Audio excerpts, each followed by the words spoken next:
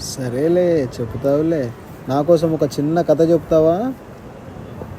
అవును, ఖచ్చితంగా చెప్తాను. ఒకసారి ఒక చిన్న ఊరిలో ఒక కోటి అనే పిల్లవాడు ఉండేవాడు. ఆ పిల్లవాడు చాలా సాహసికుడు.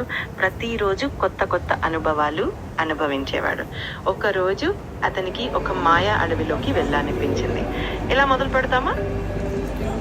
బాగుంది. సరే, అప్పుడు ఆ కోటి అడవిలో అడుగుపెట్టినప్పటి నుంచి అతనికి వింత అనేక మాయాజాలాలు ఎదురయ్యాయి. ఒక మాయ జంతువు అతన్ని తిప్పి తిప్పి ఊరించేసింది, అటు ఇటు తిరిగించేలా చేసింది.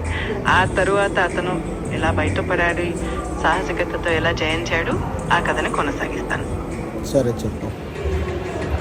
అప్పుడే ఆ కోటి ఆ మాయా అడవిలో అనేక మాయాజాలాలు తప్పకుండానే ఎదురైంది.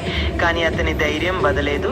ఒక మాయాజాల జంతువు అతన్ని తిప్పి తిప్పి తిరిగించిన తర్వాత కూడా అతను తన తెలివితో సాహసంతో ఆ సమస్యను పరిష్కరించాడు. అలా ఒక పెద్ద గమనం తర్వాత అతను అడవి నుండి బయటపడిపోయాడు. చాలా బాగుంది. నచ్చిందంటే చాలా సంతోషం. ఇంకెన్నా అలాంటి కథలు లేదా ఏదైనా ఇతర విషయం కావాలంటే సరే చెప్పు. మరి మళ్ళీ మాట్లాడదాం. Thank you. సరే, మరలా మాట్లాడదాం.